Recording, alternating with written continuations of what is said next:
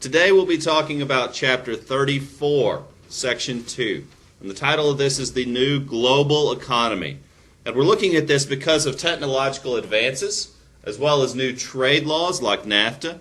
And because of these things, the United States has undergone an economic boom during the late 20th century, as well as a period of readjustment in the new millennia that we'll be looking at soon as well.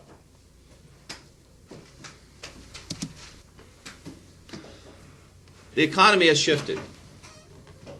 You could argue this shift began after the Second World War. The service sector of our country has grown. Generally, unemployment has declined. However, underemployment seems to be the new problem. Because while unemployment has fallen, many of these jobs are low-paying, part-time, or temporary. Most of these growing jobs are in the service sector, providing services to consumers. That means customers. For example, in Brevard, there was once a very large factory called Akusta. This very large factory employed people from all over the area. Both Henderson County, Transylvania, and even folks from Buncombe commuted in to work at this giant factory.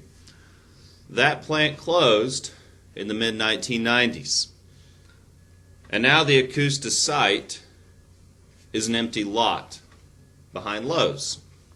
Various plans have been discussed on what to do with this large, empty, abandoned factory. About 5 years ago, the factory was leveled, and now it's bare dirt. Yet still, this prime piece of real estate has always promised the potential of someday industry returning to Transylvania County. Yet the current plan is to build a shopping center. While visitors to the county rejoice at the idea of having a local mall, a movie theater, possibly more shopping, local residents are frustrated by this idea.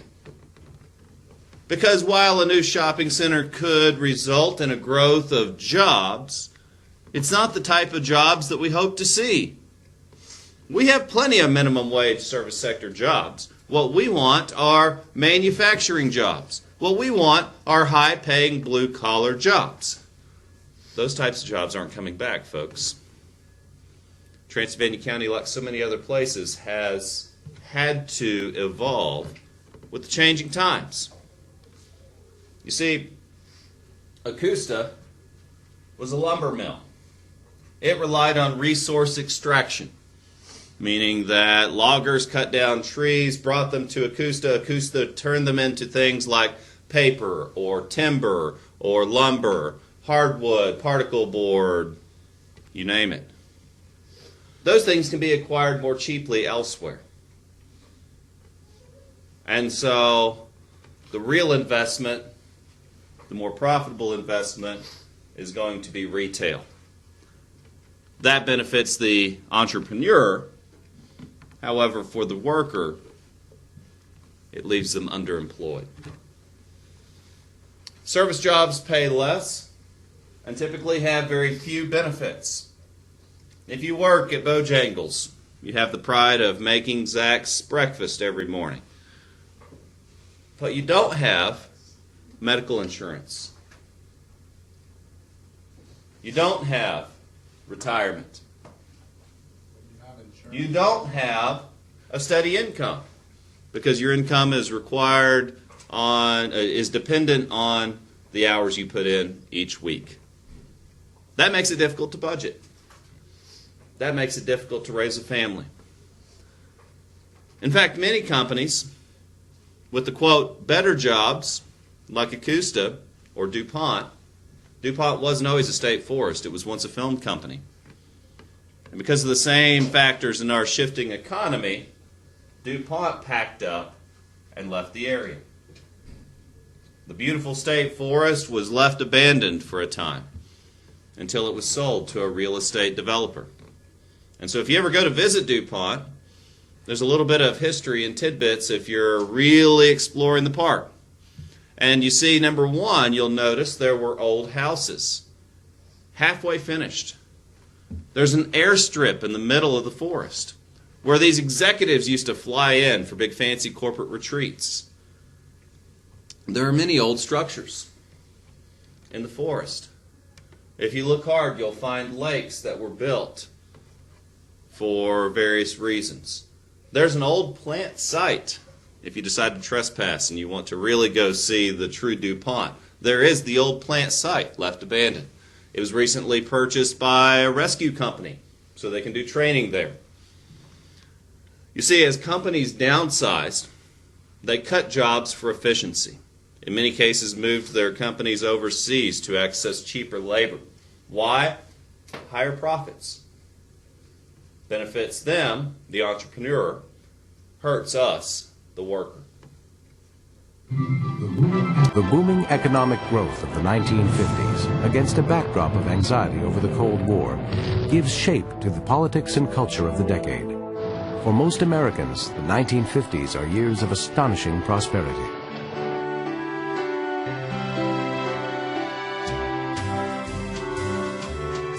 The war ends in the summer of 1945, and while there's some weakening in some of the key variables, by 46, 47, the economy is taking off again and entering a boom that will last well throughout the 1950s into the early 1960s. What are the reasons for that?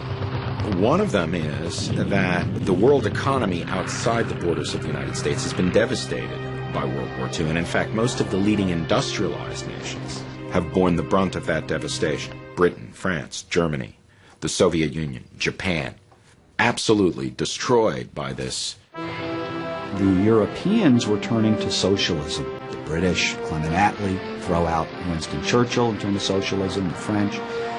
We're going to go a different route. We're going to make sure that the free enterprise system that we believed had made America so powerful was reinstated and then was able to take off. The United States becomes the only major industrialized economy that's equipped and ready to supply reconstruction. So there's a lot of external stimulus to the economy after the war. That's one crucial variable. Another is that American consumers throughout the 1940s had been accumulating vast savings out of their wages because so much material and some resources had to be diverted to war activity. So the war ends, American industry begins to shift back to civilian production, and consumers have lots of cash on hand. So we witness this vast boom in consumption expenditures that some segments of the American population never bought before in their lives. So the economy has a tremendous boom at home. So that's the second major variable. And then there's the third, which is the government. So suddenly the government is in a position to be a major customer for American industry, whether it's in military spending or in the construction of what we call today infrastructure, roads, bridges, tunnels, investment in new communications networks. All of these activities are suddenly on the horizon, and the government embraces them. There's an extraordinary need for housing after World War II. At the same time, the federal government is assisting the process of individuals owning their own homes. The GI Bill provides benefits for soldiers after the war, cheap loans. The federal government also helps to create the eventual suburbs because they're also building roads. They're creating loans for businesses and the like. Economic growth outpaces population growth by almost 10 to 1. No region of the country is affected more dramatically by this economic surge than the American West. The West is a very different place before World War II than it is after. It's this hard scrabble, largely not rural in terms of where the population lives, but in terms of many of the things that are produced. They come out of the West. It's basic commodities. After World War II, it's much more populous. It's much more industrial. It's much richer, and it's much more powerful. It is not just the climate that attracts newcomers to the region. It is the jobs that are created as a direct and indirect result of government spending. There is a slight recession after the war, but then after that you have this pent-up consumer demand, and you begin to get a boom which will spread suburbs all over much of the old Western urban network. But there's more involved than that. There's also, as the Cold War goes on, the military buildup actually increases. So there's the spending which had gone down after World War II begins to build up again during the 1950s. Defense spending starts to help new areas of the country, the Sun Belt, Houston, the Southwest, for example, Sun Belt industries and defense industries, oil industries, aerospace, helps them grow and expand. Some of that's just sheer spending in magnitude, a large army, a large navy, for the first time in U.S. history, an air force. In addition, again, as part of its military and political strategy around the world, the government has to see to the maintenance of a modern system of transportation and communication that will facilitate military and naval operations. For the first time in our history, the federal government expends funds to create an interstate highway system, to create a system of national airports that initially are being created to facilitate military maneuvers, but that, of course, ultimately will have great commercial significance in the private sector. The federal highway system, again, is a national phenomena, but freeways become almost synonymous in the 1950s and 1960s with the West Coast, and many of them are built with federal dollars. That they allow places like Orange County, which ironically becomes deeply anti-government, but you can't imagine a suburb like Orange County without the influx of federal infrastructure, road building, water projects. And many people who work in Orange County are actually working on contracts which go into military kinds of projects.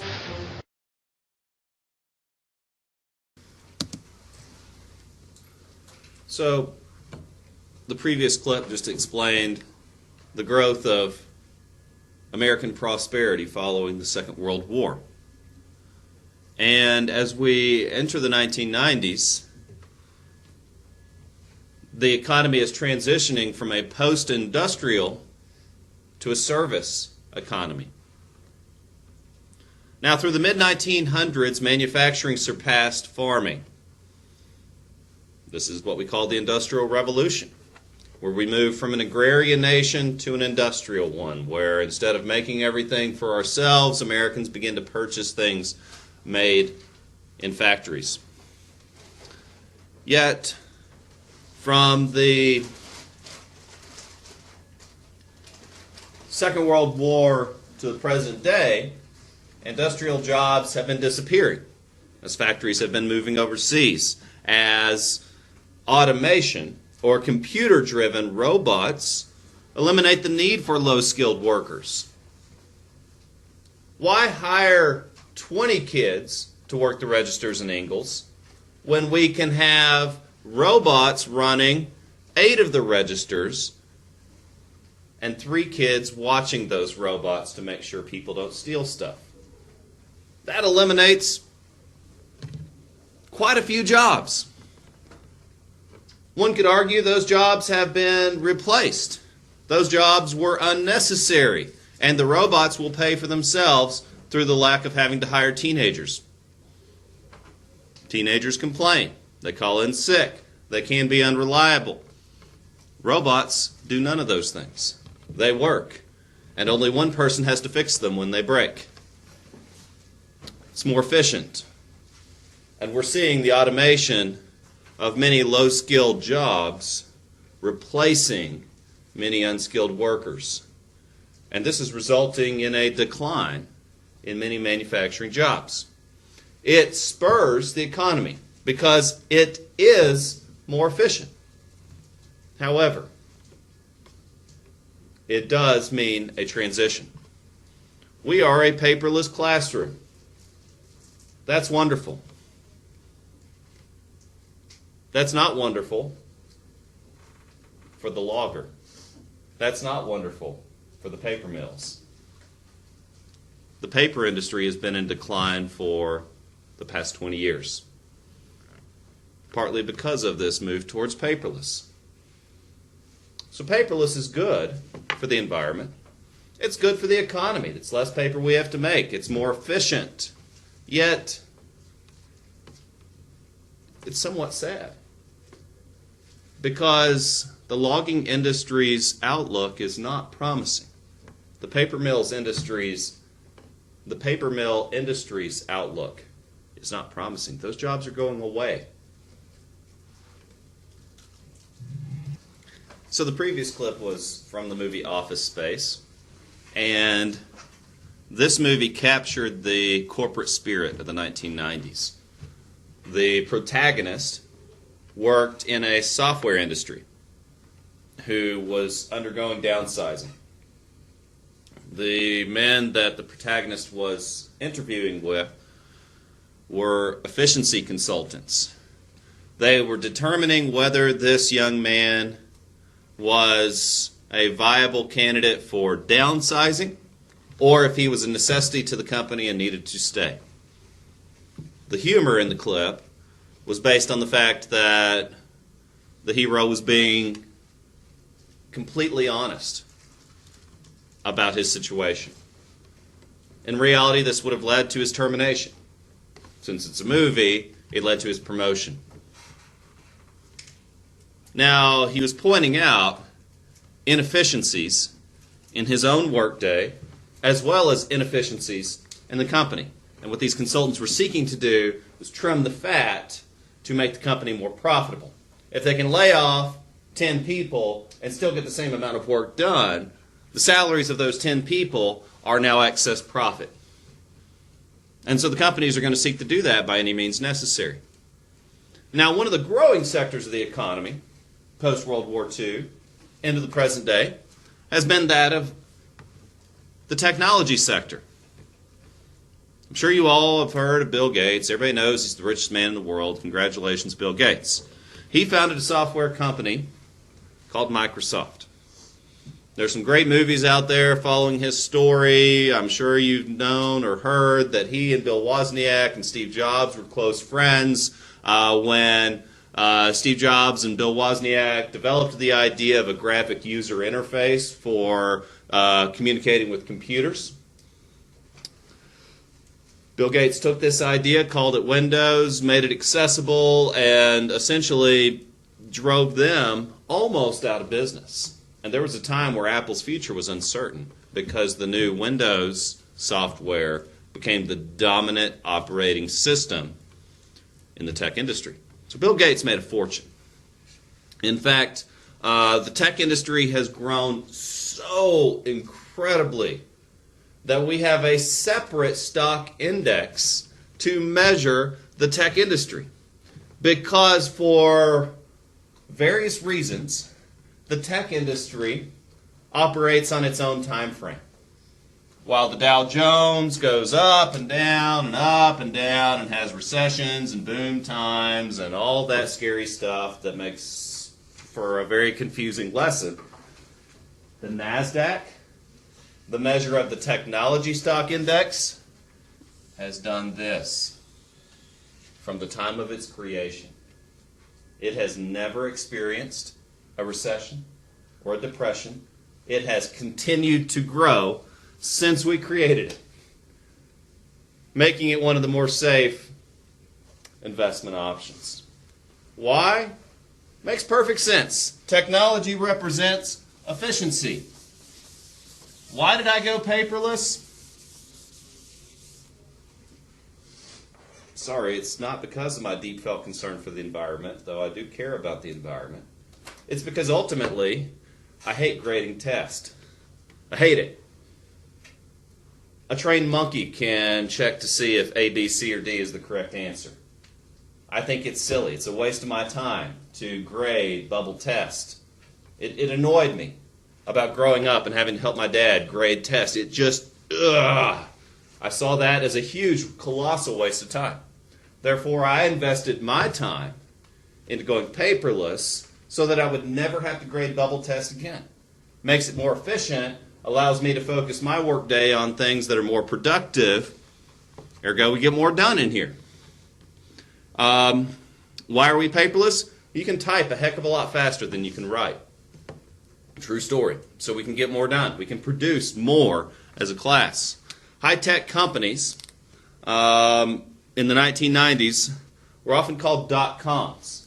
And that's because as the internet was becoming more accessible and popular and bandwidth was increasing around the country, more companies were putting their information online into .coms, Nintendo.com, Microsoft.com, Google.com.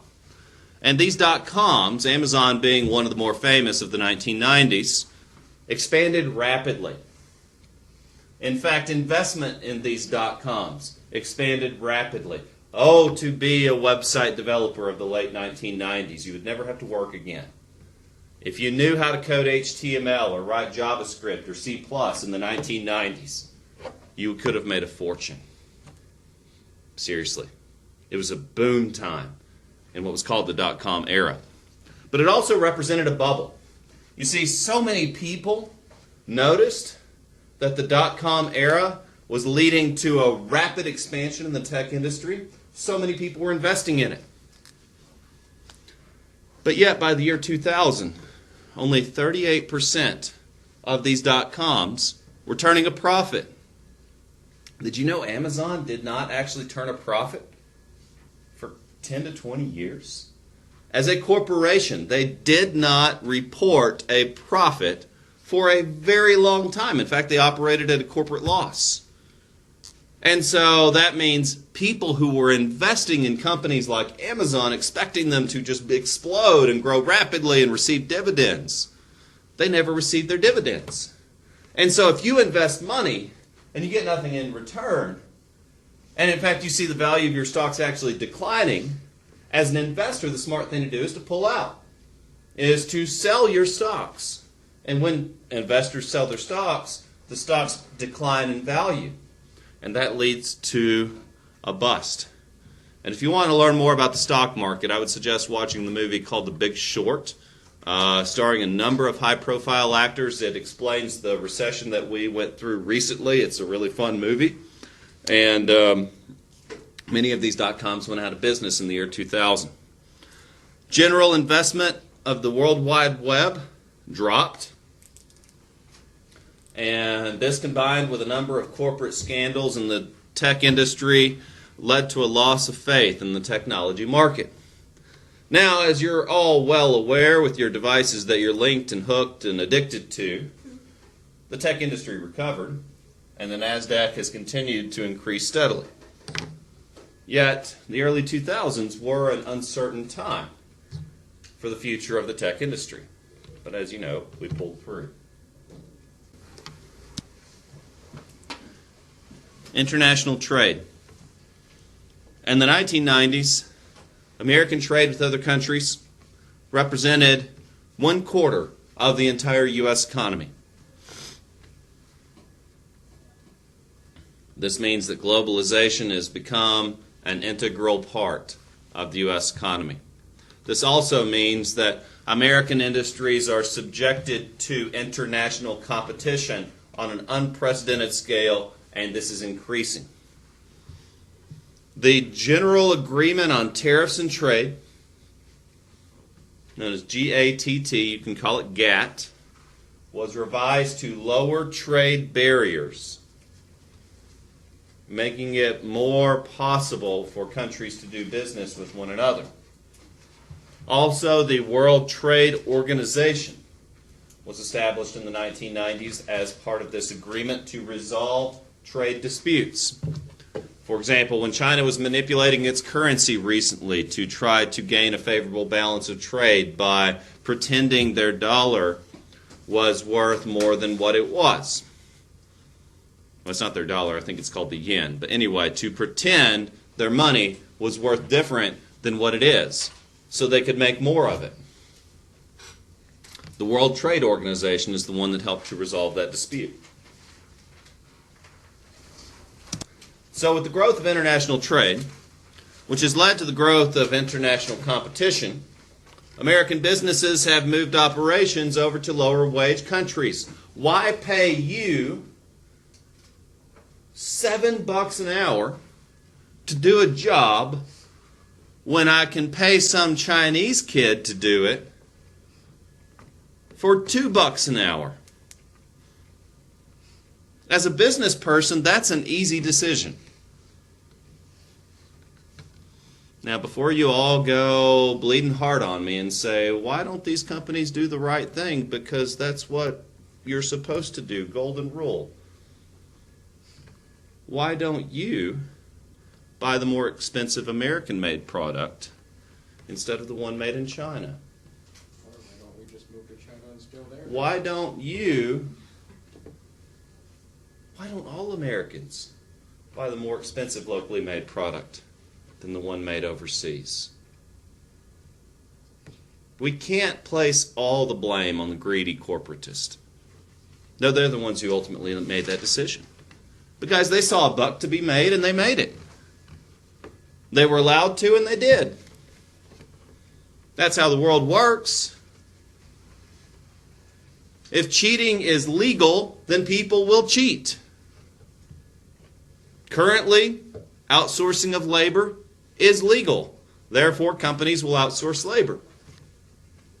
And you will buy the product at a lower price than you would purchase it if it were made locally.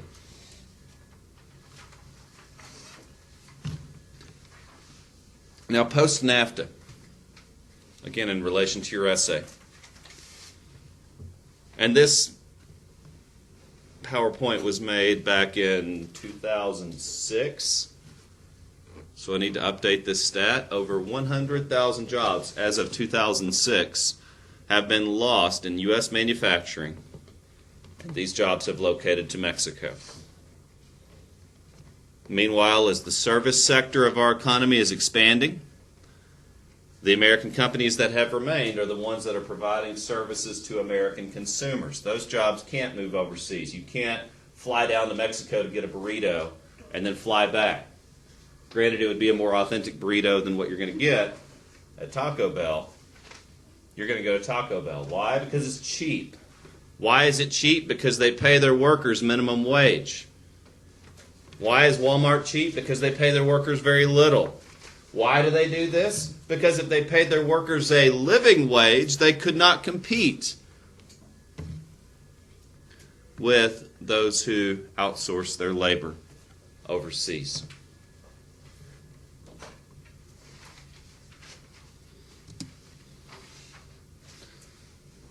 In the new millennia, the global economy has begun to slow down.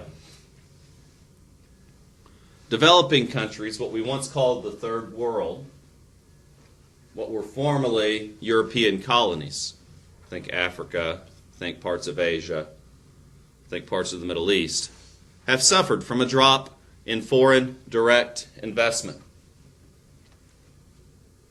We now understand that the U.S. economy is directly tied to the world economy, and that what happens here affects the global economy.